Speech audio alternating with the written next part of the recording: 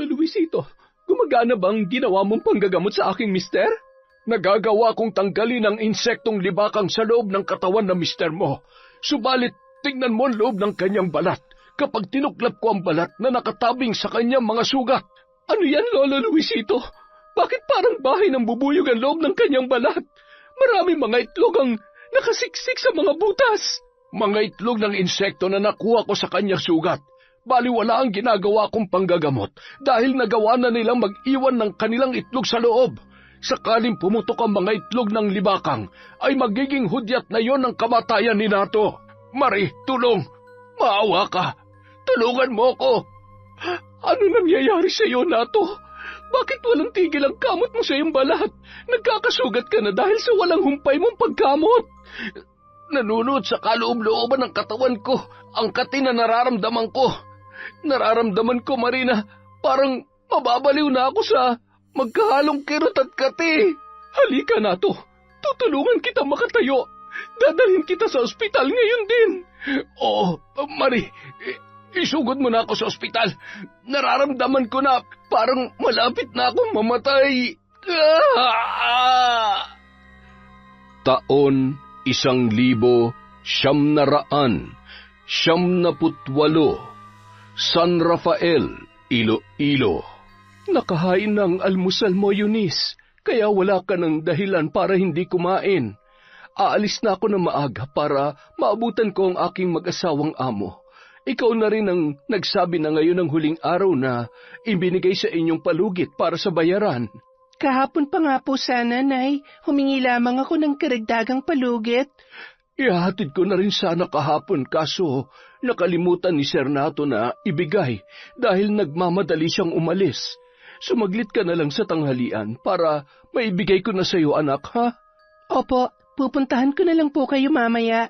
Sige, mag-iingat ka. Aalis na ako, anak. Kayo rin po, Nay. Mag-iingat po kayo sa paglalakad ninyo. Anak ni Aida si Eunice sa pagkadalaga.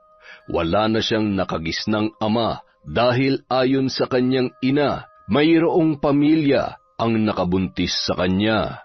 Itinakwil na silang mag-ina matapos malaman ng kanyang ama na nagdadalang tao si Aida. Sa madaling salita, kabit ang kanyang ina. Nilalakad ni Aling Aida ang halos 5 kilometrong kalsada papunta sa bahay ng mag-asawa na kanyang pinagsisilbihan. Walang anak ang mag-asawang yun, kaya hindi ganoon kabigat ang kanyang trabaho. Kalimitan pa, wala ang mag-asawa sa bahay dahil pareho itong empleyado. Sa munisipyo nagtatrabaho ang kanyang lalaking amo at ang babae naman ay isang manager sa bangko.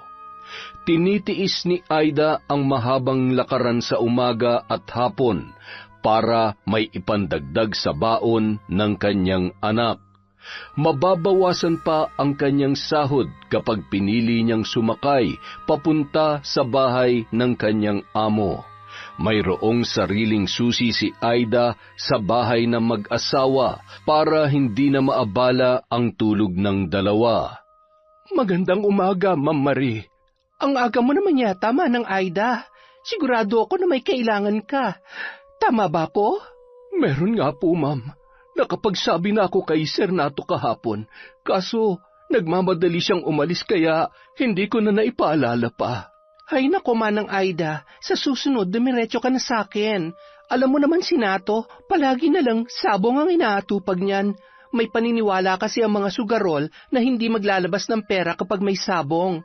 Magiging maasim umano ang pasok ng swerte. Pero hindi ako naniniwala sa ganon. Ay, ganun pala yon, Ma'am. Paumanhin kong baka minala si Sir Nato dahil sa ginawa ko. Hayaan mo naman ang Aida. Hindi naman ako nagpapapaniwala sa mga ganon eh. Magkano bang kailangan mo? 200 sana, Ma'am. Pambayad sa graduation ng anak ko. Ah, talaga, Manang? Magtatapos na si Eunice sa high school? Mabuti naman kung ganon. Opo, Ma'am Marie. At alam niyo ba, isa si Eunice sa makakatanggap ng parangal sa darating na graduation nila. Napabilang ang anak ko sa hanay ng nangunguna sa klase. Isang ulirang mag-aaral ang anak mo, Manang Aida, at higit sa lahat, bilang anak, nagkaroon ng katuturan ng paghihirap mo na maigapang ang kanyang pag-aaral. Oo nga po, ma'am. Hindi na baling mahirapan ako basta nakikita kong nagsisikap ang aking anak. Masaya na ako. Yun lang ang tanging bagay na maiiwan ko sa kanya. Sige, Manang, aakyat na ako sa taas. Ipaghain mo na lang ako ng makakain. Maliligo lang ako't gagayak dahil kailangan ko na rin makapasok na maaga ngayon sa trabaho. Iabot ko na lang mamaya ang halaga na kailangan mo. Si Sir Nato po, hindi po ba siya sasabay sa inyo mag-almusal? Mamaya pa siguro papasok yun sa trabaho kaya ako na lang munang ipaghain mo.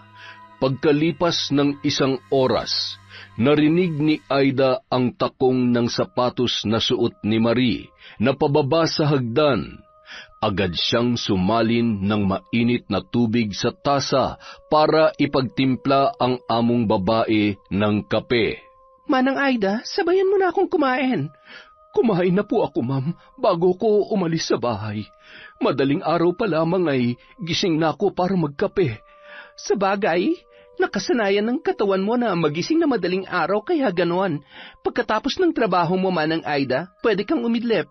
Pakibigay mo na lang mamaya kay Eunice ang 500. Dinagdagan ko na yan. Sabihin mo dahil ginalingan niya sa pag-aaral. Maraming salamat, Ma'am Marie. Sigurado na magiging masaya si Eunice dahil mayroon pa siyang ekstrang pera. Sabihin mo sa kanya, huwag siyang titigil sa pag-aaral kahit mahirap. Walang imposible sa taong may pangarap. Makakarating ang sinabi mong yan, Ma'am. Marami pong salamat ulit. O siya, ikaw nang bahala dito, Manang Aida, ha? Kailangan ko nang umalis. Mabilis na humakbang si Manang Aida palabas ng bahay para ipagbukas ng gate ang kanyang among babae. May kanya-kanyang sasakyan ang mag-asawa na kanilang gamit tuwing sila ay umaalis.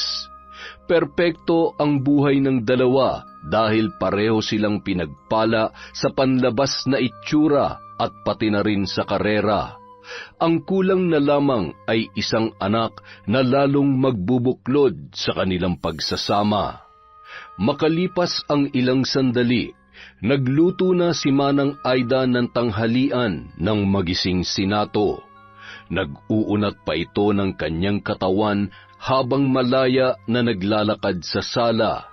Hindi na ito naiilang na kumilos sa bahay na suot lamang ang manipis na shorts at walang panloob.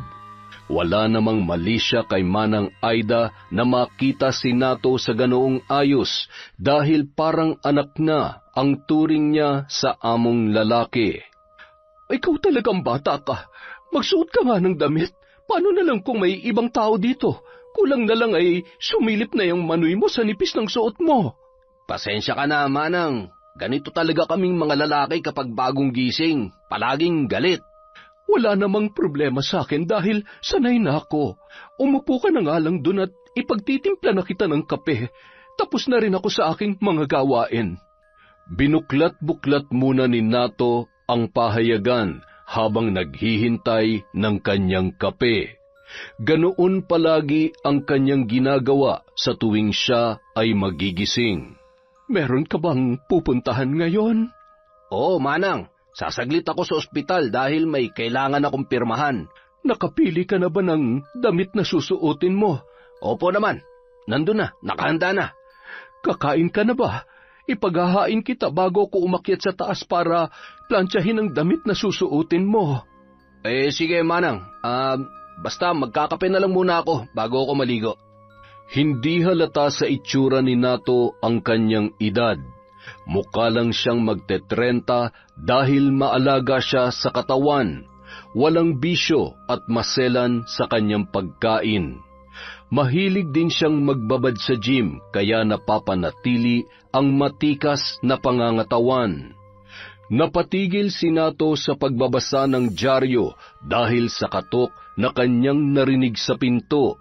Nagkataon na naroon si Manang Aida sa itaas, kaya napilitan siyang tumayo para usisain kung sino ang dumating. Napatakip si Eunice ng kanyang mga mata nang bumungad sa kanya ang halos hubad na katawan ni Nato na amo ng kanyang ina. Si Nato naman hindi natinag sa inakto ng dalagita, sa halip ay ngumisi pa ito ng nakakaloko. Sentrong dumako ang mata ni Eunice sa malaking bakat ni Nato na halos maaninag ang hugis dahil sa nipis ng saplot na nakatabing sa kanyang harapan. Ay, ngayon ka lang ba nakakita ng lalaki na walang pang itaas? Pasensya na po, Sir Nato. Hindi lang talaga ako sanay makakita ng lalaking nakahubad. Napilitan ang lalaki na itakip ang kanyang dalawang palad sa harapan habang nakikipag-usap sa anak ng kanyang kasambahay. Pasok ka. Nandun pa si Manang Aida sa taas. Hintay mo na lang siyang bumaba dito. Tsaka, tutal, nandito ka na rin lang. Sumabay ka na sa aming mananghalian. May kukunin lang po akong pera kay nanay, sir. Kailangan ko din bumalik agad dahil mayroon pa akong klase mamaya. Tamang-tama dahil papasok din ako sa munisipyo sa kabilang bayan. Sumabay ka na sa akin. Nagmadaling umakyat si Nato sa itaas para maligo. Kakaiba ang naramdaman niyang init nang kanyang makita ang dalaga. Sinadya niyang magmadaling umakyat dahil kakaiba ang naging epekto sa kanyang pakiramdam ng dalagang anak ni Manang Aida. Si Eunice ang naging laman ng pantasya ni Nato habang nagpaparaos ng kanyang init sa katawan. Palaging pagod si Marie sa tuwing umuuwi kaya halos 1 buwan na siyang hindi pinagbibigyan ng kanyang asawa. Pagkatapos maligo ay nagmadali ng gumayak si Nato. Sinadya niyang damihan ang gamit na pabango para lalong makuha ang atensyon ng dalagang anak ng kanilang kasambahay. Pagkababa ni Nato ay nakahain na ang pagkain. Nagtaka siya kung bakit hindi mahagilap ang mag-inang Aida at Eunice. Manang Aida, kumain na tayo! Ay naku, iho! Nauna na kaming kumain ni Eunice sa kusina. Kunin nyo na lang yung plato nyo doon at sabayan nyo na ako dito sa pagkain. Mas masarap kasing kumain kapag meron kang kasabay. Halina kayo dito. Ay, sige. Lilipat kami ni Eunice dyan para may kasama kang kumain. Ayaw ni Natong tawagin siyang sir ni Manang Aida dahil aniya masyado raw yung formal.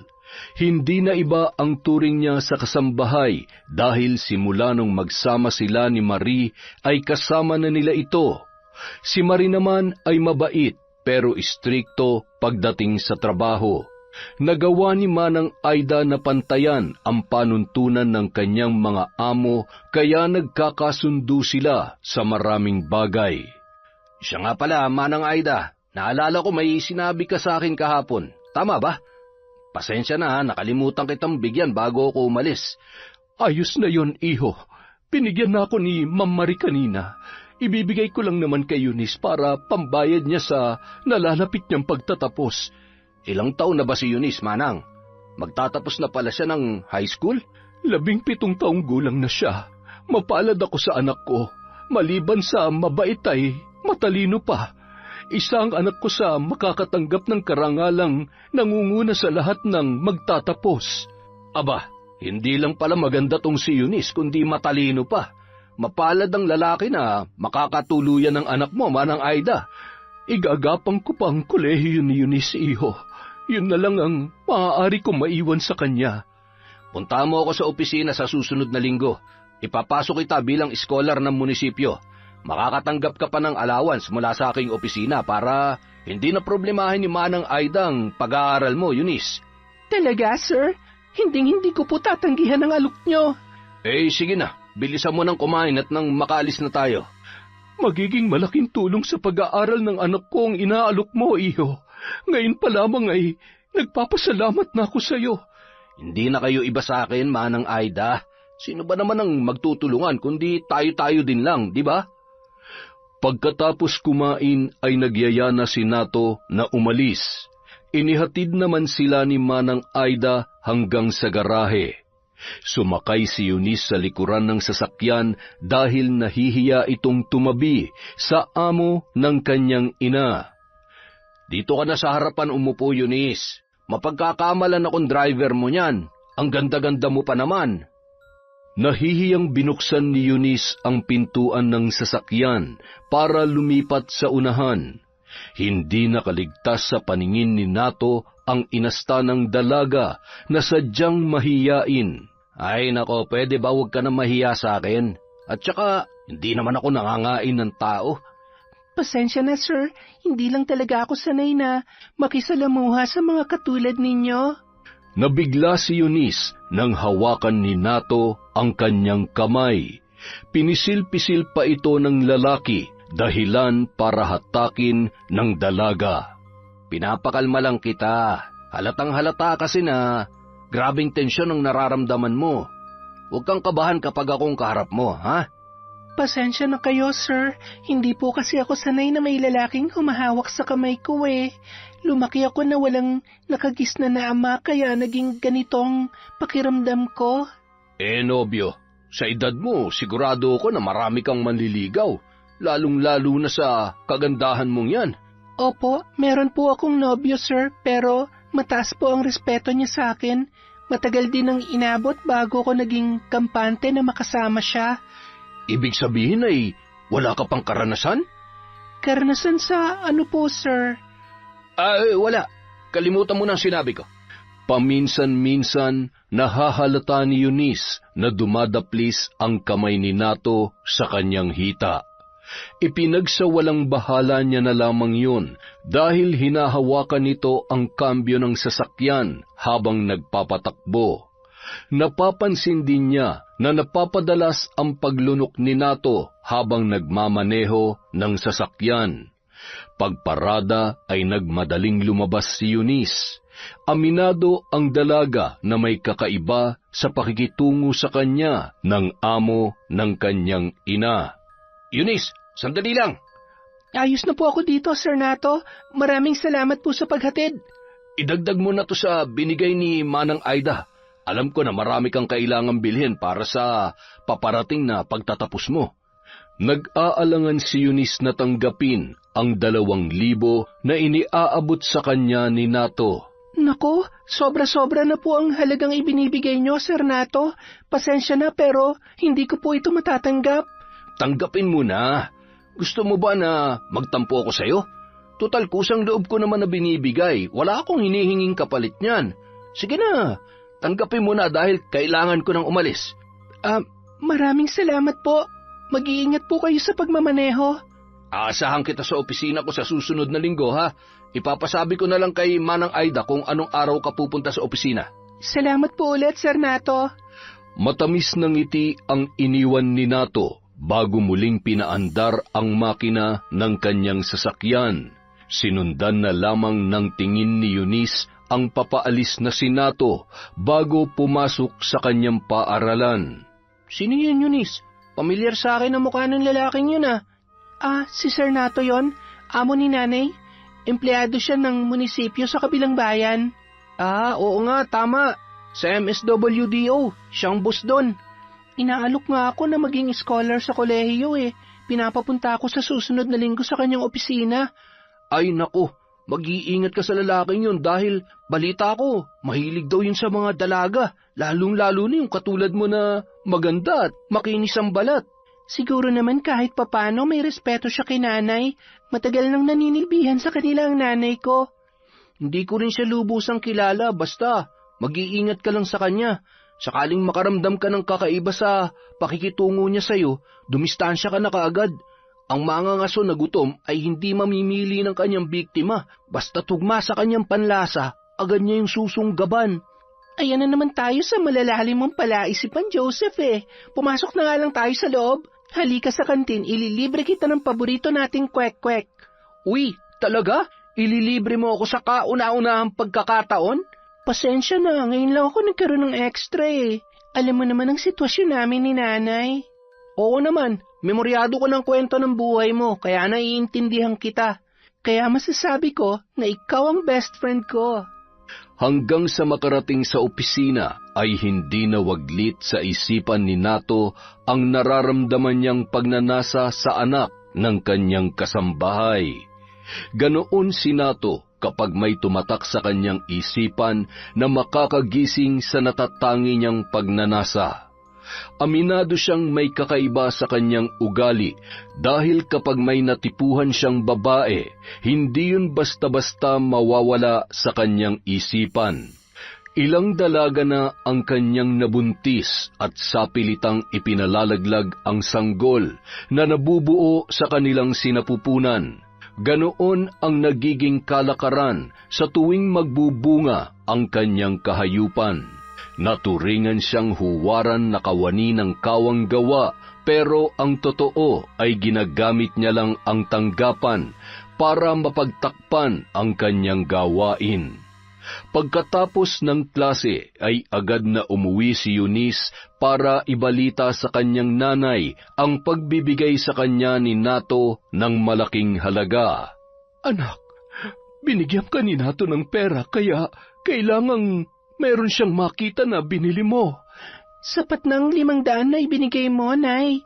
May natitira pa nga na mahigit 200. Sapat na yun para pambili ng bestida at tsinelas. Itatago ko na lamang ang pera na binigay ni Nato sa iyo, anak. Malaking ambag ng halagang ito para sa nalalapit mong pagpasok sa kolehiyo. Samantala, pagod nang nakauwi si Marie kaya hindi niya napansin ang mister na mayat mayay bumabangon sa kanilang higaan. Sa buong magdamag ay gising si Nato. Paulit-ulit lang siyang umiinom ng tubig dahil sa init na kanyang nararamdaman. Init ng pagnanasa para sa dalagitang anak ng kanilang kasambahay. Paulit-ulit na bumabalik sa kanyang isipan ang inosente at maamong muka ni Eunice. Napilitan si Nato na bumaba para libangin ang kanyang sarili. Kailangan na mabuhusan ng malamig na tubig ang kanyang katawan para maibsan ang naninigas niyang damdamin.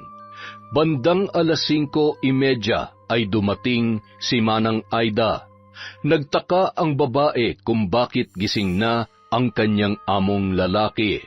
Kalimitan ay tinatanghali yon ng bangon. Ang aga mo naman yatang gumising, iho. Meron ka bang pupuntahan? Oo, Manang Aida. Kailangan ko makapasok na maaga dahil may dadaluhan akong pagtitipon. Pagsisinungaling ni Nato sa kanilang kasambahay, gustong-gusto niya nang usisain si Manang Aida kung kailan pwedeng pumunta sa kanyang opisina si Eunice. Pinipigilan niya lamang ang kanyang sarili dahil umiiwas siyang magduda si Manang Aida na mayroon siyang interes sa anak nito. Salamat nga pala, iho, sa ibinigay mong regalo kay Eunice, ha? Sinabi niya sa akin na binigyan mo siya ng malaking halaga. Iyon ba, Manang? Galing yun sa opisina. May ibinibigay kaming gantimpala para sa mga karapat-dapat na mga estudyante. Ibinigay ko lang naman ng mas maagang para kay Eunice.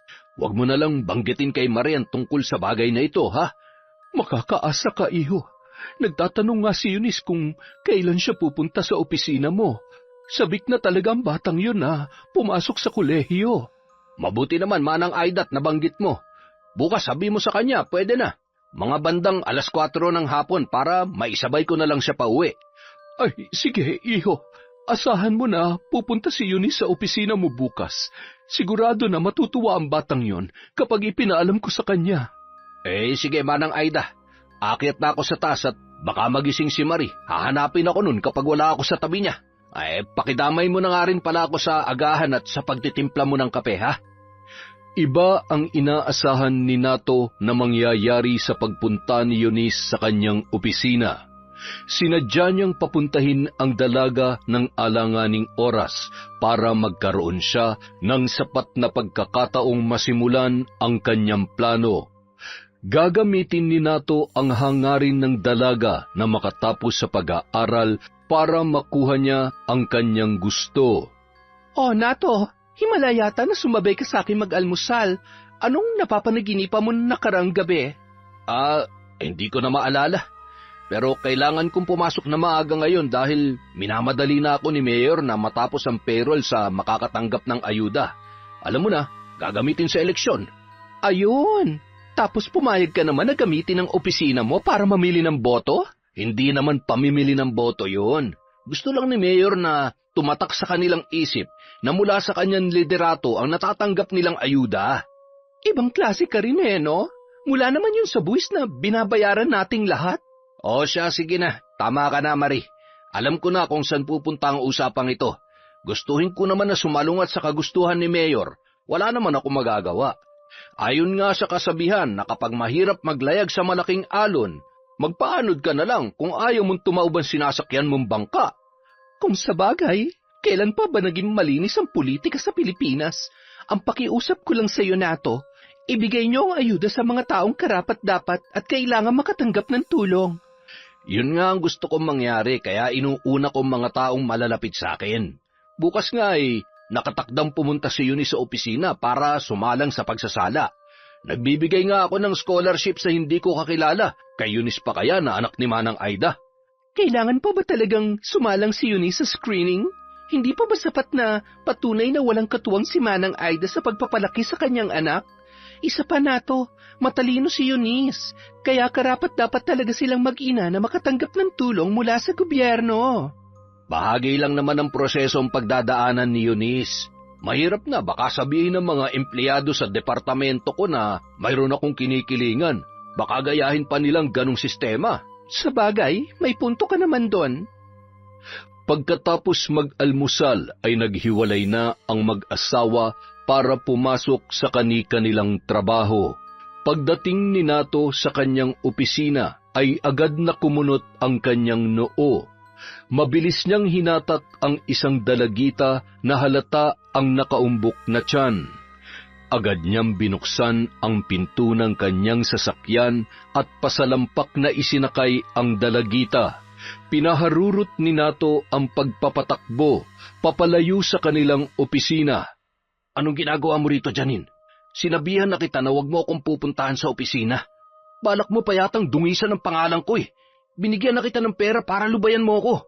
Ano pang kailangan mo sa akin? Napayuko na lamang ang dalaga at nagunahan sa pagpatak ang kanyang mga luha sa magkabila niyang pisngi. Ano ba talagang problema? Bakit pa bigla-bigla kang sumusulpot sa harapan ng opisina ko? Paano ko kayo makakausap kung hindi ko kayo pupuntahan sa opisina niyo? Mula nung bigyan niyo ako ng malaking halaga, tumigil na kayo sa pakikipagkita sa akin. Di ba sinabi ko naman sa iyo na mayroon akong asawa? Hindi ako pwede makisama sa iyo. Masisira ang reputasyon ng pamilya ko. Kaya lang naman ako pumunta para malaman mo na buntis ako. Nakita ko nga. Hindi ka kasi nag-iingat. Nakalimutan mo na ba? Sapilitan yung ginawa mo sa akin tapos sasabihin mo na hindi ako nag-iingat. Binaboy mo lang ako. Pasalamat ka wala kaming sapat na kakayahan para idemanda ka. O sige na, tama ng drama. Ipalaglag mo yung sanggol. Dadaling kita sa aborsyonista ngayon mismo. Kailangan walang maiwan na bakas na may namagitan sa atin. Napakasama mo talaga. Ginagamit mong kahinaan naming mahihirap para maabuso mo kami. Manahimik ka nga dyan. Baka dumilim ang paningin ko, tuluyang kita dito. Huwag mo akong sasagarin. Batid ni Janine na may kakayahan si Nato na gawin ang kanyang pagbabanta. Tumahimik na lamang ang dalaga at kinimkim ang galit na gustong-gusto ng sumabog. Gustuhin man niya na buhayin ang sanggol, ngunit wala siyang sapat na kakayahan para yun ay alagaan. Parehong nakaratay sa ospital ang kanyang mga magulang dahil sa nakakahawang sakit. Pumayag siyang gamitin ni Nato kahit labag sa kanyang kalooban. Malaking halaga ang naging kapalit ng kanyang pananahimik. Ngunit isang araw, nagulat na lamang si Janine nang tumigil na si Nato sa pangungulit sa kanya. Wala siyang magawa, kaya naisip niya na gamitin ang kanyang ipinagbubuntis para makahingi ng pera kay Nato. Papayag ako na ipalaglag ang sanggol at ibabaon na lamang sa limot ang lahat sa isang kondisyon. Aba, ibang klase ka rin Sa huling pagkakataon ay nakahanap ka pa rin ng alas para mahuthutan ako ng pera. Sa'yo ko lang naman natutunan to. Ano? Papayag ka ba o hindi? Magkano bang kailangan mo para manahimik ka na talaga ng tuluyan? 50,000 piso. kapalit ng pananahimik ko at pagpayag na ipalaglag ang sanggol na nasa aking sinapupunan. Binuksan ni Nato ang kanyang bag at inilabas ang makapal na bugkos ng pera. Ibinato niya pa yun sa kandungan ni Janine para ipakita ang kawalang respeto sa dalaga. 100,000. Ayaw ko nang makikita ang pagmumukha mo. Siguraduhin mo lang na hinding-hindi na magkukrusan landas natin. Kapag may ginawa kang kalokohan, may paglalagyan ka sa akin. Nagkakaintindihan ba tayo? Matutupad na pagkasunduan natin, Nato. Pagkatapos kong ipalaglag ang sanggol, hindi mo na ako makikita pa. O sige na, tama ng drama. Sobrang laking halaga na niyan. Kaya siguradong tutupad ka na sa usapan natin. Kapag ginulo mo pa ako, alam mo kung anong kaya kong gawin. Dinala ni Nato si Janine sa kilalang aborsyonista sa probinsya ng Iloilo. Pagpasok pa lang ni Nato ay kilala na siya ng babae. Palatandaan na hindi yun ang unang pagkakataon na pumunta siya doon. Kasalukuyang nagsisigarilyo ang matandang babae nang dumating sina Nato at Janine. Napakatulis mo talaga, Renato. May nadali ka na naman. Ilang buwan na yan? Hindi ko alam. Siguraduhin mo lang na maliligpit na maayos at hindi sisingawan tungkol dito, ha? Areglado. Ang bayad. Iniabot ni Nato ang pera sa matandang aborsyonista at agad na pinapasok si Janine sa isang kwarto na nagsisilbi niyang klinika. Kumpleto sa gamit ang naturang lugar na ayon sa matanda ay pag-aari ng isang politikong doktor sa Iloilo. Iginapos ang kamay at paa ni Janine para masiguro ni Nato na hindi makakatakas ang dalaga. Agad na tinurukan ng gamot para pumutok ang kanyang panubigan at manganak ng maaga. Bago pa makatapos si Ising ay nakaalis na si Nato. Magpakalayo-layo ka na, iha. Sana'y ito na ang una't huling pagkakataon na aapak ka sa aking bahay. Lumayo ka sa lalaki na katulad ni Nato na mapagsamantala at hayok sa kamunduhan. Manyakis si Nato at may sakit sa pag-iisip. Magiging kawawa lamang ang kanyang mabibiktima. Samantala, habang naglalakad si Eunice palabas ng eskwelahan, ay palihim siyang sinusundan ng isang matandang babae. Nakasuot ang matanda ng purong itim na damit. Umaabot sa lupa ang laylayan ng kanyang kasuotan. Malayo-layo na ang distansya ni Eunice mula sa kanyang paaralan nang kanyang mapansin ang presensya ng matandang babae na sumusunod sa kanya. Mangilan-ngilan na lang ang nakikita niyang kapwa estudyante na napapagawi doon. Kinutuban si Eunice ng masama sa maaaring gawin ng matanda kapag wala na talagang dumadaan na tao. Nagdesisyon ang dalaga na punahin ang ginagawa ng matanda na pagsunod sa kanya. May kailangan ka ba, Lola? Bakit sunod kayo ng sunod sa akin? Kanina pa kita napapansin na kung saan ako liliko ay doon ka rin dumadaan. Ano bang pakay mo sa pagsunod sa akin? Ako si Luz Biminda, ang nagluwal sa iyong ama. Katulad mo, apo, inabando na rin ako ng walang hiya mong ama. Wala siyang utang na loob pagkatapos kong ibigay ang lahat sa kanya. Hindi man lamang siya nakaalala na bisitahin ako. Ayaw ko na matulad sa nanay mo ang iyong kapalaran, kaya bago ko mawala, ay gusto kong iwanan sa iyo ang natatangi kong pamana. Natatanging pamana, Lola? Ano po yun? Tanggapin mo ang itim na kahong ito, apo. Buksan mo lang ang kahon na iyan kapag dumating ang araw na nakaranas ka ng pang-aabuso.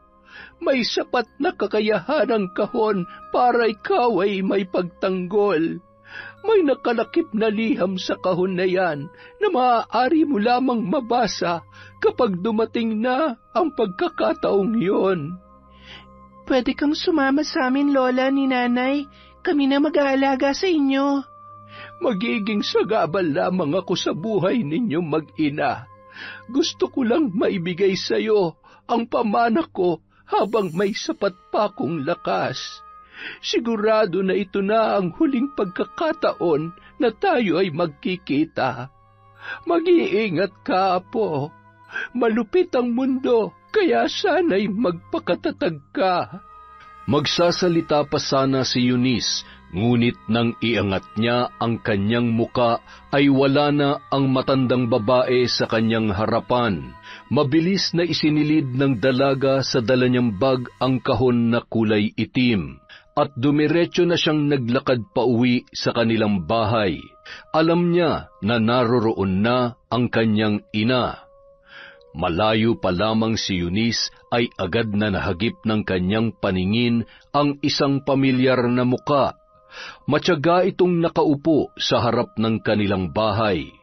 May hawak itong palakol at pawis na pawis. Napalitan ng kasiyahan ang pagod na muka ng binata nang siya ay makita nito. Hindi mo na kailangan gawin yan, Mike. Marami pa naman kaming panggatong sa loob. Ikaw din na nagsibak ng mga yon na nakaraang linggo. Ayos lang, Eunice. Maigi ng ganito kaysa magsayang ako ng oras sa kabubuhat para makapag-ehersisyo. Sa ganitong paraan ay nagkaroon pa ng silbi ang pagpapapawis ko. Huwag ka mag-alala. Sisiw sa akin ng ganitong gawain. Ano na lang ang sasabihin ng nanay mo? Hindi ka nga daw nag-iigib ng tubig dahil ayaw niyang magkaroon ng kalyo yung kamay mo eh. Naniwala ka naman kay nanay. Kagaya ko lang yun na puro kalokohan ang lumalabas sa bibig. Kasintahan ni Eunice si Mike. Ang kanilang relasyon ay halos 2 taon na. Magalang at mabait na bata si Mike, kaya napamahal na ito kay Manang Aida. Simula nang maging nobyo ni Eunice si Mike ay ito na ang gumagawa ng mabibigat na gawain sa kanilang bahay.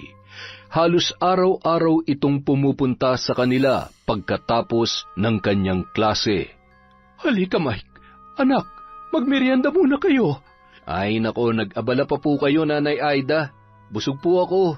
Kumain ako pagkadating ko sa bahay. Kumain ka na, Mike, dahil sigurado na magtatampo na naman si nanay kapag tinanggihan mong kanyang inihahain. Halika na, sabayan mo na ako magmerienda. Sige na nga, baka pagalitan pa ako ni Nanay Aida. Madalas doon nagpapalipas ng gabi si Mike, pero buo ang tiwala ni Manang Aida na parehong responsable ang 2 bata at hindi gagawa ng bagay na ikagagalit niya. Lalong-lalo na si Mike na responsable kung mag-isip at maganda ang pananaw sa buhay. Kinabukasan, maagang umalis si Manang Aida para pumasok sa trabaho. Inihatid pa siya ni Mike hanggang sa kabilang barangay kung saan ito nakatira. May pasok ka ba ngayon, anak? Opo, Nay, pero hindi po muna ako papasok. May trabaho si Nanay kaya kailangan kong lumiban sa klase para asikasuhin yung pagpapatanim ng palay sa sakahan. Ang swerte talaga ng anak ko sa iyo, Mike. Sana nga lang ay ikaw na talaga ang makatuluyan ng anak ko. Aba, parang meron pa pong ibang pwedeng maging nobyo si Eunice. Hindi natin hawak ang ating kapalaran. Marami pa na pagbabago ang mangyayari sa inyong dalawa ni Eunice. Walang may kontrol sa pagsubok at problema na maaring darating. Subalit kung ako lang talagang masusunod, ay gustong-gusto ko na ikaw na ang kanyang mapangasawa. Hinding-hindi ko susukuan si Eunice, Nay. Handa akong suungin ang anumang pagsubok na darating sa aming relasyon. Positibo ko na makakaya naming malampasan ang anumang problema. Naniniwala ako na may sapat kang kakayahan na malampasan ang anumang unos sa inyong buhay. Mapalad ang anak ko dahil napunta siya sa lalaking kagaya mo. Sige po, Nay. Mag-iingat po kayo. Mamaya na lang po tayo mag-usap ulit. Plano ni Eunice na pumunta sa opisina ni Nato nung araw na yun. Balak niyang magpaalam sa kanyang guro na maagang uuwi dahil kailangan niyang puntahan sa opisina si Nato para sa kanyang scholarship sa kolehiyo.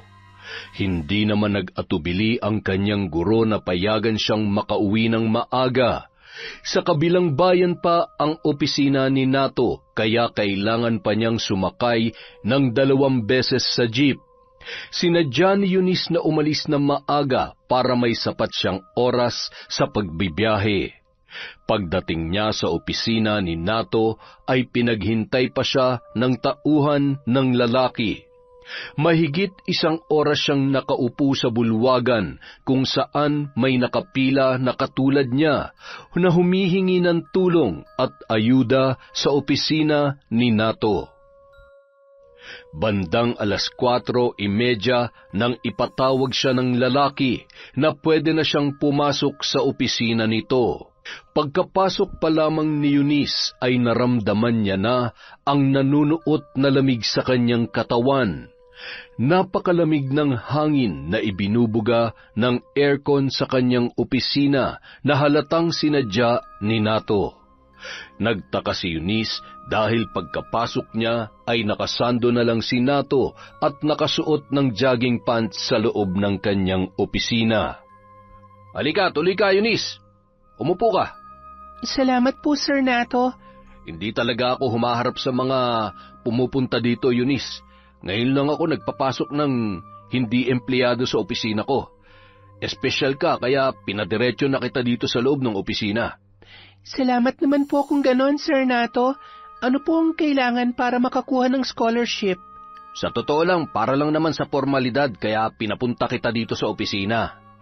Nag-imprenta si Nato ng pormas para punan ni Eunice ng kanyang personal na mga detalye.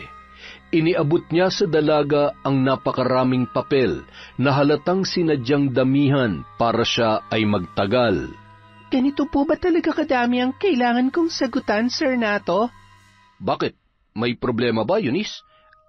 Wala po, sir. Nabigla lamang po ako na ganito pala kadami ang kailangan kong sulatan. May exam sa pinakahuling bahagi. Kailangan galingan mong pagsagot para hindi ako mapahiya sa pagpasok ko sa iyo bilang scholar dito. Makakaasa po kayo, sir.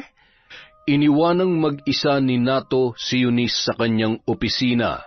Kakaiba ang ngiting sumisilay sa kanyang muka bago lumabas. O, paano, Eunice?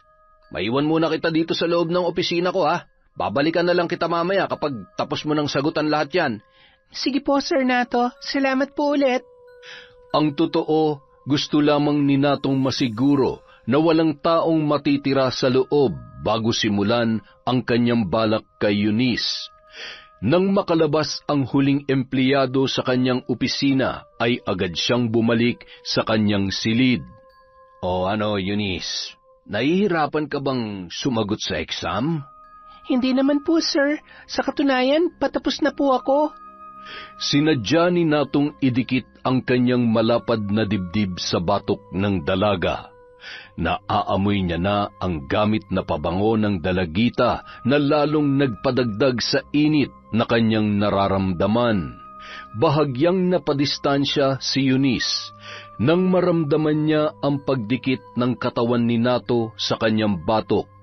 Nanindig ang kanyang mga balahibo nang maramdaman ang init na nagmumula sa hininga ng lalaki.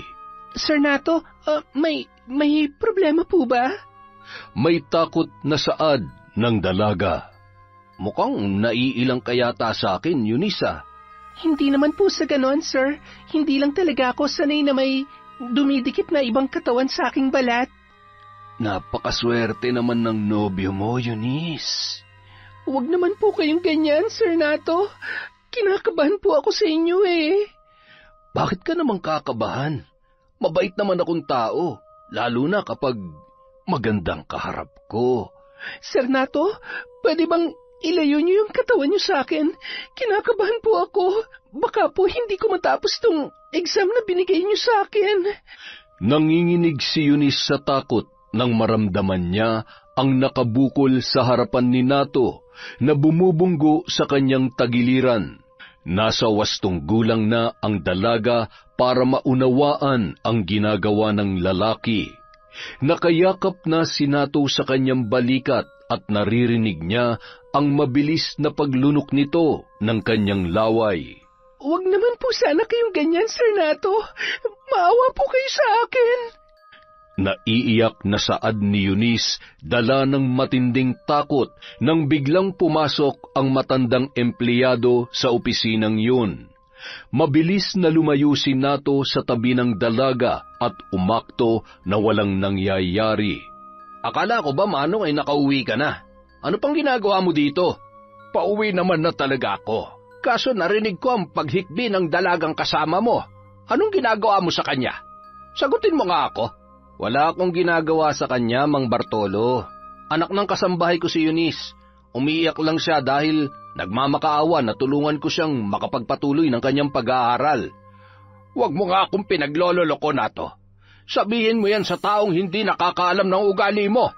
Halika na, Ineng. Tumayo ka na dyan. Wala akong ginagawa masama sa kanya. Tanungin mo pa siya. Magsasayang lamang ako ng oras kapag ipinilit ko pang alamin ang katotohanan.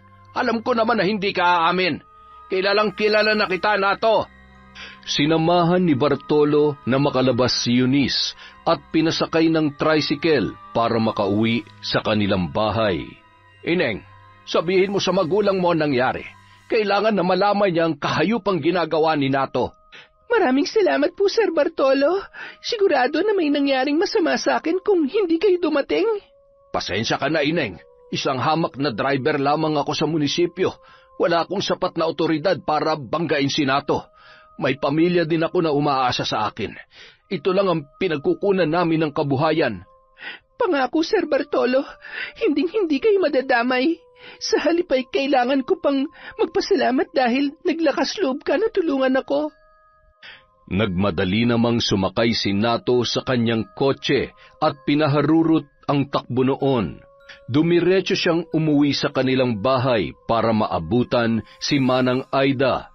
Nakahinga ng maluwag si Nato nang makita niya sa loob ng kanyang bahay ang matanda na abala sa pagluluto ng hapunan.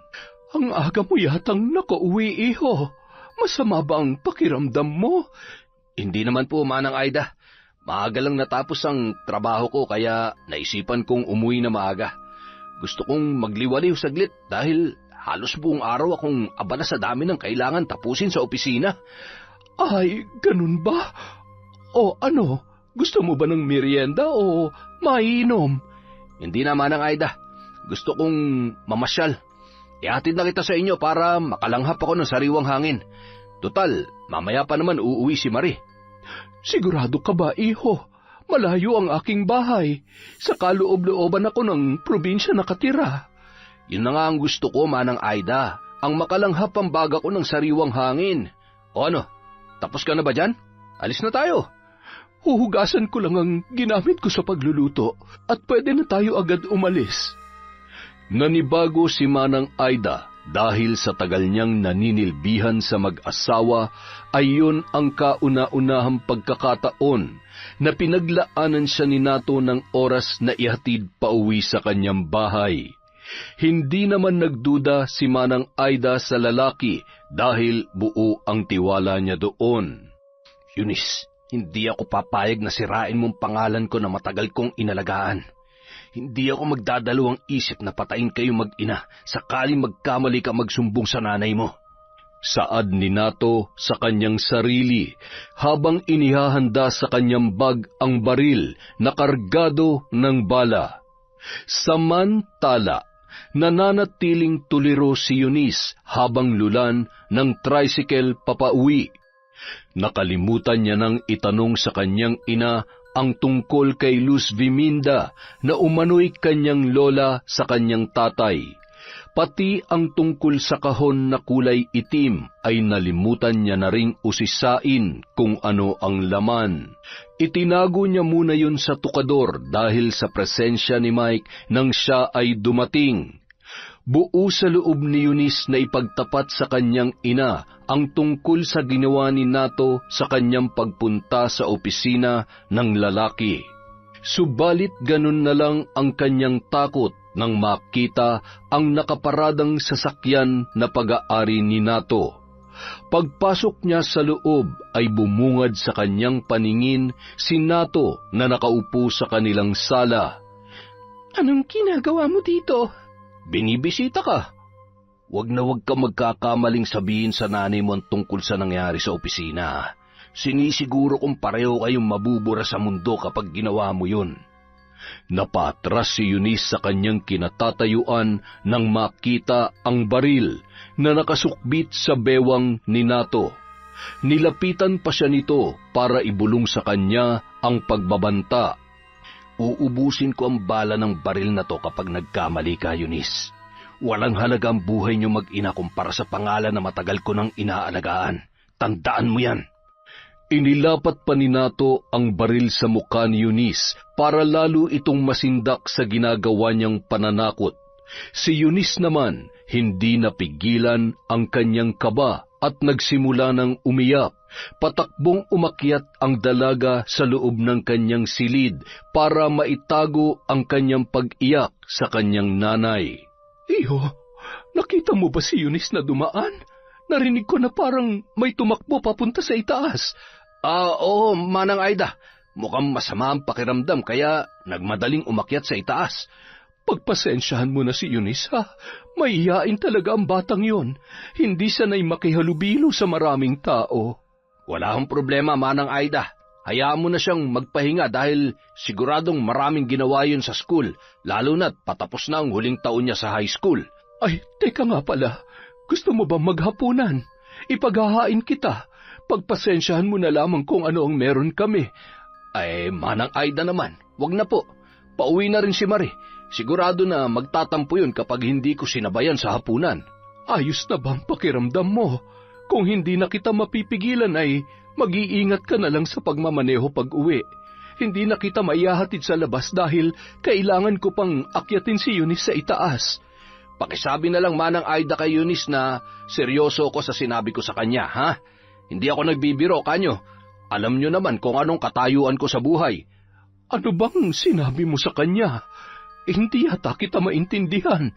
Ay, ang ibig kong sabihin, Manang Aida, na hindi ako nagbibiro na tutulungan si Eunice hanggang makatapos siya ng pag-aaral. Maganda ang posisyon ka sa gobyerno, kaya hanggang makatapos siya at maabot ang mga pangarap niya, tutulungan ko siya. Tama ka naman dyan. Ngayon pa lamang ay nagpapasalamat na ako sa kabaitan mo sa aming mag-ina. Sinadya ni Nato na lakasan ang kanyang boses para marinig ni Eunice ang kanyang mga sinabi. Iba ang dating sa dalaga ng mga salitang binitawan ni Nato. Para sa kanya, isa yung uri ng pagbabanta. Pagbabanta na lubos na kinatakutan ng dalaga para sa buhay nilang mag-ina. Anak, masama raw ang pakiramdam mo?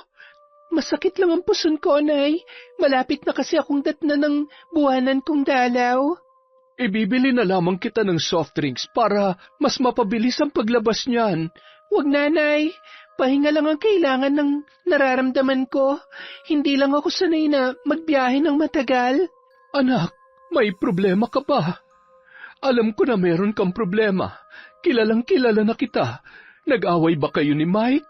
Biglang kinutuban ng masama si Eunice dahil aminado siya na hindi siya pwedeng magsinungaling sa kanyang ina. Maari siyang makatanggi sa iba na magsabi ng totoo pero hindi sa kanyang ina na kasama niya mula pagkabata. Napilitan siyang mag-imbento ng palusot para malihis ang atensyon ng kanyang ina. Nagkatampuhan lang po kami ni Mike, Nay.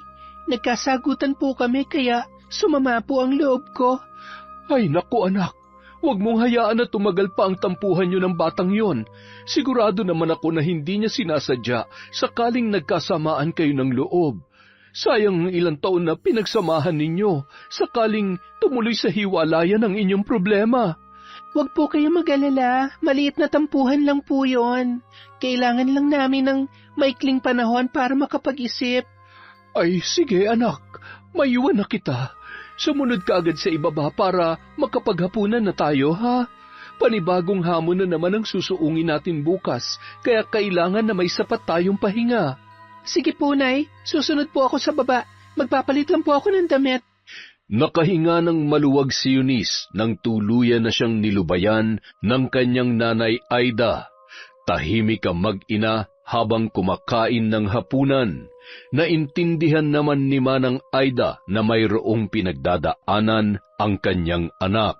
Nakatulugan na ni Eunice ang pag-iyak hanggang sa sumapit ang kalagitnaan ng gabi. Nagising siya dahil sa huni ng mga insekto sa kanyang silid. Nararamdaman din ng dalaga ang mga insektong gumagapang sa kanyang katawan. Napabalikwas siya sa kanyang higaan at nagmadaling tinungo ang pindutan ng ilaw. Bumulaga sa dalaga ang napakaraming libakang sa sahig. Nagtaasa ng kanyang balahibo sa kulay ng libakang na maihahalin tulad sa sariwang dugo. Inakala ng dalaga na dugo ang nakakalat sa ilalim ng kanyang higaan, ngunit bigla siyang natakot nang isa-isang nagsigalawan ang mga nakatumpok na kulay pula sa sahig. Nagsunuran ang mga libakang pabalik sa tukador na kinalalagyan ng kahon na ibinigay ng kanyang lola Luz Viminda. Nagmadali siyang bumangon para halungkatin ang tukador na pinagtaguan niya ng kahon. Pilit niyang hinahanap ang mga libakang na kulay pula pero wala siyang matagpuan kahit isa sa loob ng kanyang tukador. Gusto pa sanang ipagpatuloy ni Eunice ang paghahanap, pero biglang pumasok sa kanyang silid ang kanyang nanay Aida. Ayos ka lang ba, anak? Kinabahan ako. Akala ko ay may nangyari ng masama sa'yo. Ano ba ang problema, anak? Bakit bigla ka na lamang nagising? Wala po, Nay. Bigla na lang akong nakaramdam ng uhaw kaya binuksan ko ang ilaw. Ah, ganun ba? O siya, ako na ang kukuha ng tubig sa baba. Ayaw mag-alala ni Eunice ang kanyang ina, kaya pinili niyang ilihim ang mga kakatuwang bagay na kanyang nararanasan. Sigurado si Eunice sa kanyang nakita, hindi siya namamalikmata. Sigurado siyang mga libakang na kulay pula ang gumambala sa kanyang pagtulog. Kinabukasan, maagang bumangon ang dalaga para magluto ng kanilang agahan. Hindi na siya dinalaw ng antok hanggang sumabog ang liwanag sa buong paligid. Sa kabilang banda, taimtim na nag-isip ng paraan si Nato kung paano niya mapapasunod si Eunice na pumayag sa nais niyang mangyari. Sumilay ang nakakalokong ngiti sa kanyang mga labi matapos siyang makapag-isip ng paraan. Anong oras ka papasok sa trabaho, Nato? Biyernes ngayon, kaya maaga akong aalis. Mamaya na siguro, kaya mauna ka na. Sabihin mo na lang kay Manang Aida na ipaganda ako ng maisusuot para diretso na lang ako maliligo pagkabangon ko. Sinadya ni Nato na hindi magpakita kay Manang Aida dahil bahagi yon ng kanyang plano. Pagkarinig ni Nato na umalis na ang sasakyan ng kanyang asawa ay nagmadali na siyang bumangon. Sinadya niya magtago sa likod ng pintuan na malapit sa hagdanan. Inabangan niya ang pagdaan ni Manang Aida at pasalisin niya itong itinulak sa hagdan. Malakas na lagabog ang bumasag sa katahimikan ng malaking bahay. Bumagsak si Manang Aida sa huling baitang ng hagdan na wala ng malay. Agad naman siyang isinugod ni Nato sa ospital para mabigyan ng lunas. Samantala, hindi naman mapakali si Eunice habang nasa eskwelahan. Kinakabahan siya na hindi naman niya alam kung ano ang dahilan. Eunice, huwag kang mabibigla sa ibabalita ko sa'yo. Huwag mo nga akong takutin, Mike. Kanina pa ako kinakabahan eh. Si Nanay Aida. Bakit? Ano nangyari sa nanay ko? Pumunta dito sa school ang amo niyang babae para ipaalam sa'yo na isinugod nila si Nanay Aida sa ospital na aksidente raw. Kanina ka pa nila hinahanap kaso hindi ka nila makita. Nagpasya na lang silang umalis para puntahan si Nanay Aida. Samahan mo ko, Mike. Puntahan natin ang nanay ko. Nagmamadaling umalis sina Eunice at Mike para sundan ang kanyang ina sa ospital. Nadatnan niya ang amo ni Aida na nakaupo sa labas ng silid kung saan kasalukuyang inooperahan ang kanyang ina. Mabuti, Eunice, at nakasunod ka agad. Kailangan ko munang umalis dahil may naiwan pa akong trabaho sa bangko. Babalik na lamang ako mamaya, ha? Si Nato na munang bahala sa inyo. Sige na, Marie. Asikasuhin mo ng trabaho mo. Pagkalipas ng mahigit 1 oras ay lumabas na ang doktor. Sinabi niya na kailangang isugod agad sa syudad ang kanyang ina dahil wala silang sapat na gamit para isagawa ang operasyon sa kanyang ulo. Mayroong namuong dugo malapit sa kanyang utak na kailangang maalis kaagad. Lalong nakaramdam ng lungkot si Eunice dahil sa sinabing yon ng doktor. Kakailanganin nila ng malaking halaga para maisagawa ang operasyon. Saan naman ako kukuha ng pera para ipantustos sa operasyon ni Inay? Susubukan ko, Eunice, na humingi ng tulong kila nanay. Pagkaalis ni Mike ay agad siyang kinausap ni Nato. Abot tenga ang ngiti nito dahil mukhang umaayon sa kanyang plano ang lahat. Halika, Eunice. Meron akong gustong ialok sa'yo. Takot man ay napilitang sumama ang dalaga dahil sa takot niya sa maaaring mangyari sa kanyang ina. Dinala siya ni Nato sa labas para kausapin. Handa naman akong tustusan ng gamutan ni Manang Aida. Kaya lang, sa panahon ngayon ay wala nang libre, kaya kailangan na mayroon kang ibibigay kapalit sa pera na gagastusin ko para sa operasyon ng nanay mo. Anong gusto mong kapalit? Mamaya na ako maniningil. Sa ngayon ay kailangan muna natin madala si Manang Aida sa syudad para maagapan ang kanyang kalagayan. Ang kailangan ko lang marinig mula sa iyo ay pumapayag ka sa kondisyon ko. Batid ni Eunice na seryoso ang lagay ng kanyang ina. Naghahabol sila ng oras at wala ng panahon para ipagpaliban o maantala ang paglipat nila ng ospital. Pumapayag ako sa kondisyon mo. Wala na akong ibang magagawa pa. Dinala ng ambulansya si Manang Aida sa syudad para agad na maoperahan. Pagkatapos ng operasyon ay agad na ipinasok si Aida sa ICU dahil kasalukuyan pa rin siyang nasa kritikal na kondisyon. Naoperahan na nanay mo, Eunice. Laking gastos nun. Paano ba yan? Ito na ang oras ng paniningil. Handa ka na ba magbayad? Tuliro at wala sa sarili na sumunod na lamang si Eunice sa kagustuhan ng amo ng kanyang ina.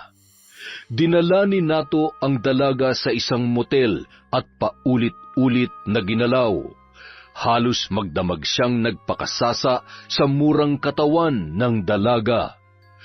Kinabukasan, inapoy ng lagnat si Eunice dahil sa ginawa sa kanya ni Nato. Pinainom siya ng lalaki ng gamot hanggang sa bumaba ang kanyang lagnat. Basta sumunod ka lang sa gusto kong mangyari kung gusto mo magtuloy-tuloy ang gamutan ng nanay mo. Nandidiri ako sa aking sarili. Kinasusuklaman kita. Lulunukin ko lahat ng kahayupan mo dahil kailangan ko mailigtas si Inay. Tumahimik ka nga dyan.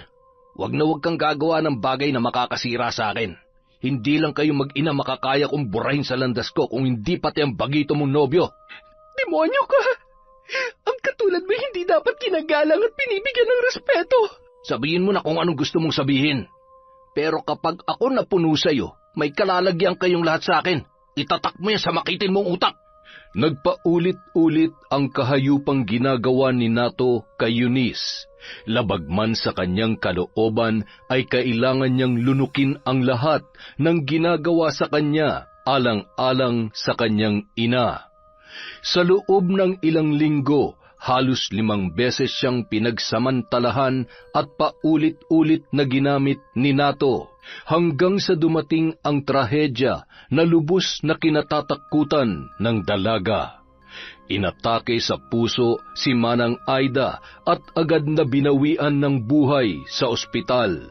Ngayong wala nang iyong ina, Eunice, ako na magpapaaral sa iyo. Magbibigay ako ng lingguhang allowance para makapagpatuloy ka sa pag-aaral mo. Hindi alam ni Eunice kung matutuwa ba siya o magagalit sa sinabing yun ni Marie. Mister ng babae ang dahilan kung bakit nandidiri siya sa kanyang sarili. Isang araw, Sinadya siya ni Nato sa kanyang paaralan para balaan. Huwag ka lang magkakamaling magsumbong sa asawa ko kung gusto mo pang makitang buhay ang bagito mo, nobyo. Kaya kong idamay pati ang buong pamilya niya.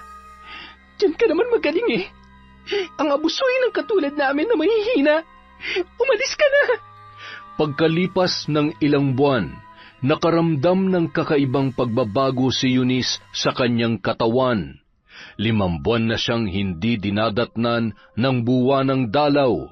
Sigurado na mayroon ng laman ang kanyang tiyan dahil paminsan-minsan ay may nararamdaman siyang gumagalaw.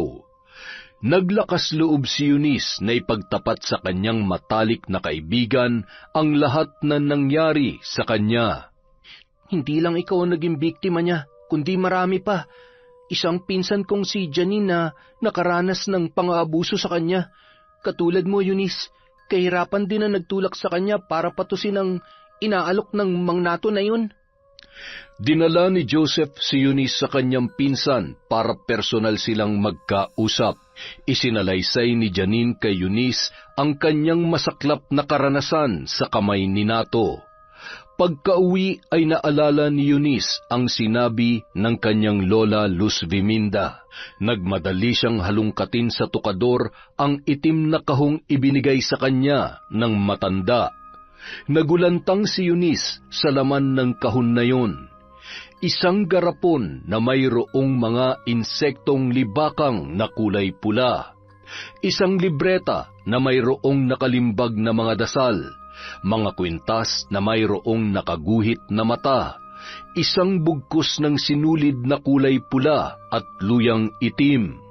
Natatandaan ni Eunice ang sinabi ng kanyang lola na mayroong nakalakip na liham sa kahon na kanyang ibinigay.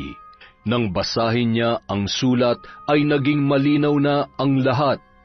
Isang batikang mambabarang ang kanyang lola Luz Viminda at ipinapamana sa kanya ang kakayahan noon.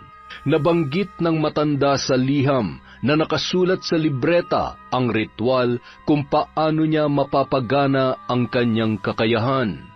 Binasa ni Eunice ang libreta at kanyang nalaman na kailangan niya ng isang sanggol na galing mismo sa kanyang sinapupunan para mapagana ang ritual. Ang ritual na magbubukas sa kanyang kakayahan sa pambabarang. Naalala ni Eunice ang kwento ni Janine na pinsan ng kanyang matalik na kaibigan na si Joseph. Kinabukasan, nakipagkita si Eunice kay Nato para sa isang mahalagang pakay.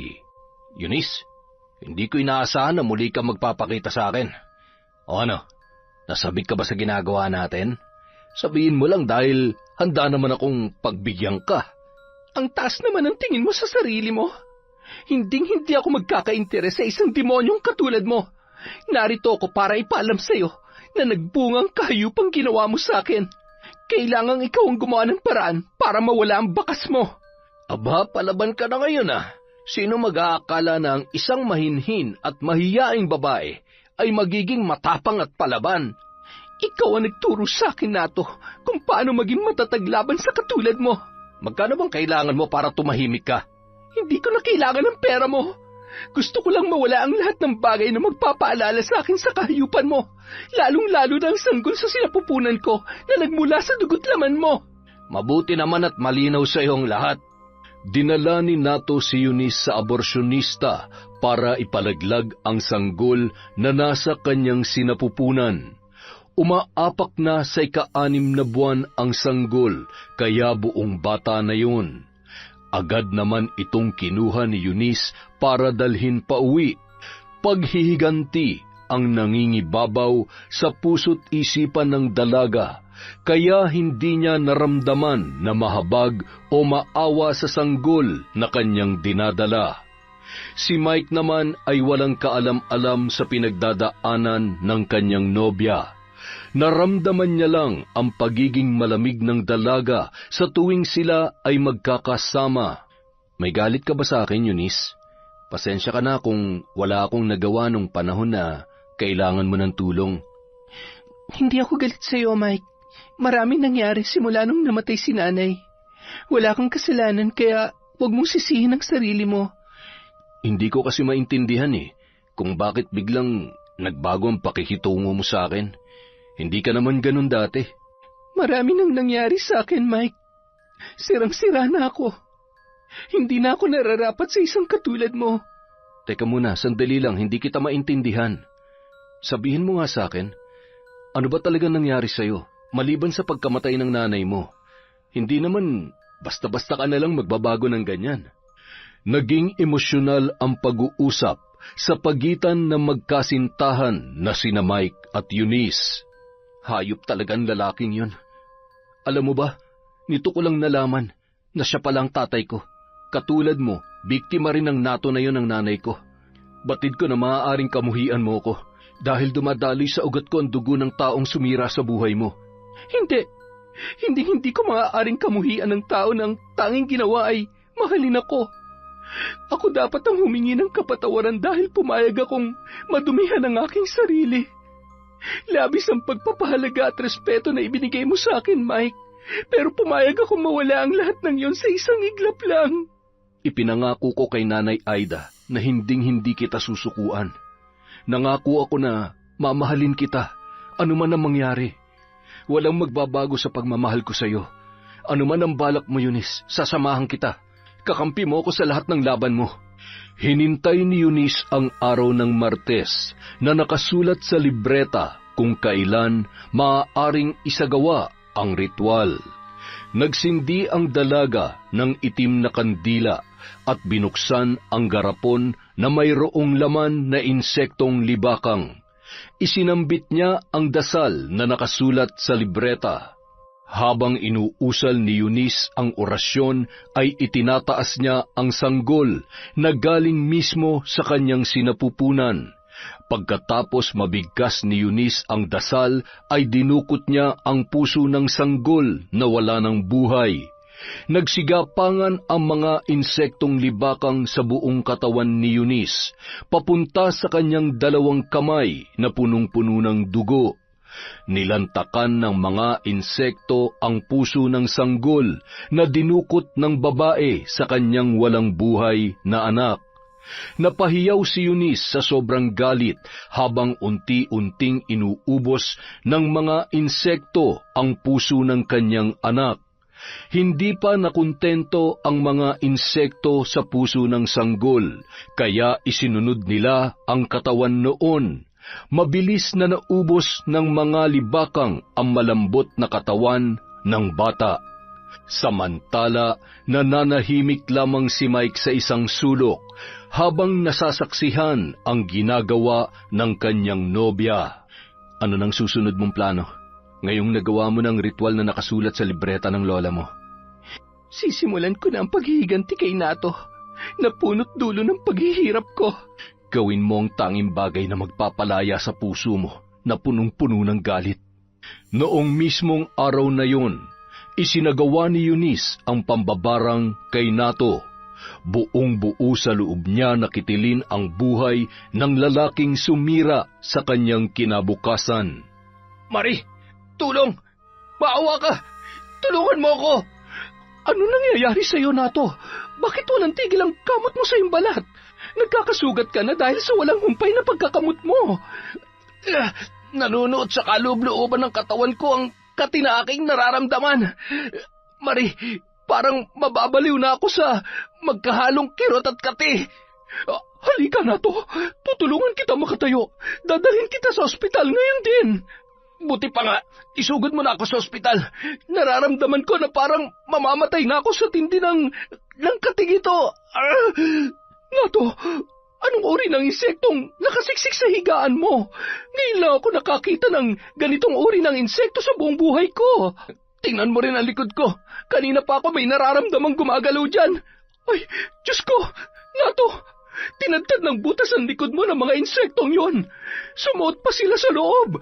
Nakikita ko pa ang kanilang buntot na umuusli sa ginawa nilang sugat. Maawa ka, Marie. Dalhin mo na ako sa ospital. Hindi pa ako handang mamatay. Oo, Nato. Dadalhin kita sa ospital. Hihingi lang ako ng tulong sa mga kapitbahay natin. Isinugod ni Marie sa ospital ang kanyang asawa. Pinagtulungan ng kanilang kapitbahay na sumaklolo sa mag-asawa para maibaba si Nato at madala sa ospital. May nakapagsabi kay Marie na maaaring nabiktima si Nato ng nakamamatay na barang. Pinayuhan si Marie ng kanyang kapitbahay na kung sakaling hindi tumalab ang ginagawang panggagamot ng doktor, huwag siyang magdadalawang isip na lumapit sa albularyo. Nagkatotoo ang sapantaha ng kapitbahay ni Marie. Blanko ang mga doktor sa sakit na maaaring dumapo kay Nato. Makailang ulit na silang nagpalipat-lipat sa mga ospital, ngunit lalo lang lumalala ang kalagayan ng kanyang asawa. Hanggang sa magdesisyon si Marie na lumapit sa isang albularyo. Pinayuhan siya ng albularyo na agarang ilabas sa ospital si Nato at dalhin pa uwi. Sinunod naman yon ng babae at iniuwi niya na nga ang kanyang mister. Doon na nagpunta ang albularyo na kinuha ni Marie para sumubok na maisalba ang kanyang buhay. Kumpirmado, Marie. Biktima ang mister mo ng nakamamatay na uri ng barang. Marami naman akong narinig ng mga taong nakaligtas sa barang, Lolo Luisito. Handa ako magbayad ng kahit magkano, basta iligtas mo lang ang aking mister. Oo, Marie. Marami ang nakakaligtas sa barang. Subalit ibahin mo ang tumama sa mister mo. Ito ang uri ng barang na gumagamit ng insektong pamaham. Ang pamaham ay maaaring gagamba o libakang. Libakang ang insekto na ginamit ng mambabarang. Plano ng mambabarang na tudasin na ang mister mo. Ganoong kalaki ang galit niya sa iyong asawa. Mabait ang mister ko. Sa katunayan ay marami na siyang natulungan, Lolo Luisito. Siya lamang ang tanging nakakaalam. Siguradong mayroon na siyang suspecha kung sino may kagagawan niyan sa kanya. Samantala, patuloy ang ginagawang pagpapakain ni Eunice ng luyang itim sa kanyang alagang libakang. Iyon ang paraan ng mambabarang para mapasunod ang mga insekto sa kanyang mga inuutos. Patuloy lang ang babae sa kanyang pagsasagawa ng ritual para lalong mapatibay ang ginagawa niyang pambabarang kay Nato. Kumuha si Eunice ng isang libakang at kinabitan yon ng tali na kulay pula. Bakit mo kinakabitan ng tali ang insekto, Eunice? Ang tali ang magiging palatandaan kung nagtagumpay akong matuluyan si Nato o nabigo ako. Patuloy naman si Lolo Luisito sa pagsasagawa ng ritual para makontra ang ginagawa ni Eunice kay Nato. Lolo Luisito, gumagana bang ginagawa mong panggagamot sa akin, mister? Nagagawa kong tanggalin ang insektong libakang sa loob ng katawan niya. Subalit, tingnan mo ang loob ng kanyang balat. Kapag tinuklap ko ang balat na nakatabing sa kanyang mga sugat. Ano yan, Lolo Luisito? Bakit parang bahay ng bubuyog ang loob ng kanyang balat? Maraming mga itlog ang nakasiksik. Itlog yan ang insektong nakuha ko sa kanyang sugat. Baliwala ang ginagawa kong panggagamot dahil nagawa na nilang mag-iwan ng kanilang itlog sa loob. Sakaling pumutok ang mga itlog ng libakang, magiging hudyat na yon ng kamatayan ni Nato. Hindi ko lubos maisip na mangyayari ang ganito sa mister ko. Sino kaya ang taong nagtanim ng abot langit na galit kay Nato para magtulak sa kanya na gawin ang ganitong katinding parusa? Pinilit ni Marie si Nato na umamin sa maaaring dahilan, kaya humantong siya sa ganoong kalagayan. Ganun na lamang ang pagkabigla ni Marie nang sa wakas ay ipinagtapat ni Nato sa kanya ang lahat. Sinabihan niya si Nato na yon ang tanging paraan para siya ay matulungan. Pati ang ginawa niyang pagtulak kay Aida sa hagdan para lamang mapilitan si Eunice na ibigay ang kanyang sarili dahil sa kanyang panggigipit. Ginawa ni Lolo Luisito ang lahat ng kanyang nalalaman para lamang mailigtas si Nato, pero sa huli ay nabigo pa rin yon. Pumutok ang mga itlog ng libakang na diniposito sa katawan ng lalaki. Nagsilabasan ang mga libakang at tinadtad ng butas ang katawan ni Nato. Nagsiritan ang masaganang dugo sa kanyang buong katawan hanggang sa tuluyan ng sumuko si Nato dahil sa labis na paghihirap. Naging kulay itim ang sinulid na ikinabit mo sa paa ng insekto, Eunice. Anong ibig sabihin nun? Patay na si Nato. Patay na ang taong sumira sa buhay ko at sa lahat ng babaeng inabuso niya. Sana kasabay ng pagkamatay niya ang pagpapalaya mo sa galit na naipon sa iyong puso. Oo, Mike. Pipilitin kong makabangon para sa'yo. Para sa atin. Nagpasya ang dalaga na pumunta sa burol ni Nato bilang respeto kay Marie na walang hinangad kundi ang makabubuti para sa lahat. Hindi man diretsahan na sinabi ni Marie kay Eunice na siya ang pumatay sa asawa nito, subalit sapat na ang makahulugang salita na binitawan ng babae para mapagtanto ni Eunice ang kanyang tinutukoy. Gusto ko lamang ipaalam sa iyo na inamin ni Nato sa akin na siya ang tumulak kay Manang Aida sa hagdanan. Naiintindihan ko ang iyong pinanggagalingan. Sana matuto kang magpatawad at manumbalik sa kabutihan. Sa burol ng kanyang asawa, nabunyag kay Marie ang iba pang babaeng naging biktima ni Nato. Nabunyag din ang katotohanan na si Mike ay anak din ni Nato sa isang babae na kanyang ginahasa nung hindi pa sila nagsasamang dalawa. Kinausap ni Marie si Mike at sinabi sa binata na ibibigay sa kanya ang kalahati ng ari-arian na naiwan ni Nato. Muling nagkaayos at lalong tumibay ang samahan ni Marie at Eunice. Nagtapos muna sa pag-aaral sina Eunice at Mike bago sila nagpakasal at bumuo ng sariling pamilya kasama si Marie na palaging nakaalalay sa kanila. Yon! Napakaganda na naman po ng ating kwento. Sana po hindi kayo nagsasawa sa kwentong enteng. At dahil dyan, meron tayong shoutout. Simulan po natin kay Lagawang Shout TV. Hi kay Cat Burglar Cutie. Hello po kay Ella Heda. Hi kay Maria Grace Grefalja. Hello kay Nene No. Sa Galledo family from Cabuyao.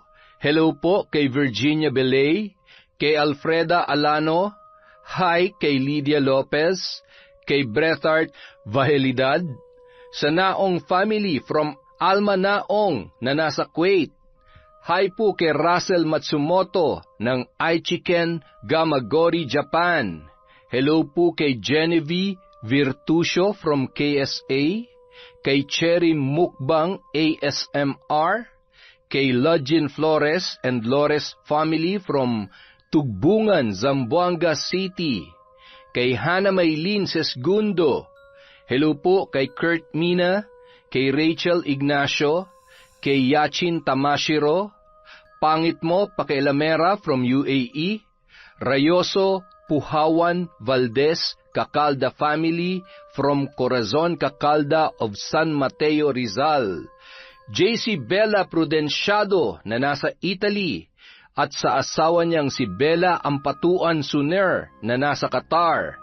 Hello po kay Lydia Diosera, kay Vicky Yabut, hi kay Jenny Cruz, shout out kay Nova Mansueto from Saudi, hello po kay Mami from Doha, Qatar, kay Ellen Kiano, kay Elvira Ramos, kay Ahmed Panegel, kay RV Tiong, The Hud, Andrew Rama, hi kay Almira Africano, kay Roslyn Labajo, kay Evelyn Reyes, shout out kay Leysam Costuna, kay Chloe Dia, hello po kay Ricky Bermudas, kay Aisa Torre Campo, kay Marites Nalika, hello din po kay Mariam Duca, kay Dores Estander, kay Jolene Mini Vlog from Dubai, sa family Galante sa Bohol from Dimple, kay Michelle Esperon, hello po kay Jovelyn Valdez, kay Virgie Cancino, kay Jenny Ann Elisterio, hi kay Glenda Gileado, Seth Ryan from Montreal, Canada, Don James Patrick Escobar, kay Richard Cayon from Binangonan, Rizal, at kay Rosalina Bogayong. Hello po kay Pamela Allen, kay KWT 2029, Saksak Konsolasyon Cebu at Obenita Families live from client Dave Texon. Hi kay Heart Jacqueline TV from Dubai. Hello kay Miss Maura, kay Willie Galvez, kay Lent TV2. Hello din po kay Chona Baynosa, Bertudes Melanie, Sherlyn Gumansing. Hi kay Monica Nieves, Manuel Baldonado at Lorna Algoldo, kay Marian Tamashiro, Nanay Linda Manalo from Oriental Mindoro. Hi kay Tricolors, Connie 8612, kay Olivia Tolentino, Sumandal at Ragas family from Noylin Sumandal, Loretta Bobes at Ryan Alba from Elidia Bobes. Hi po kay Dimples Yumi, kay I Love Resort Pinay, kay Estelada Silva from Switzerland at sa Cabral family, at syempre kay Chris Alcantara. Maraming salamat po sa walang sawang pagsuporta sa Kwentong Enteng.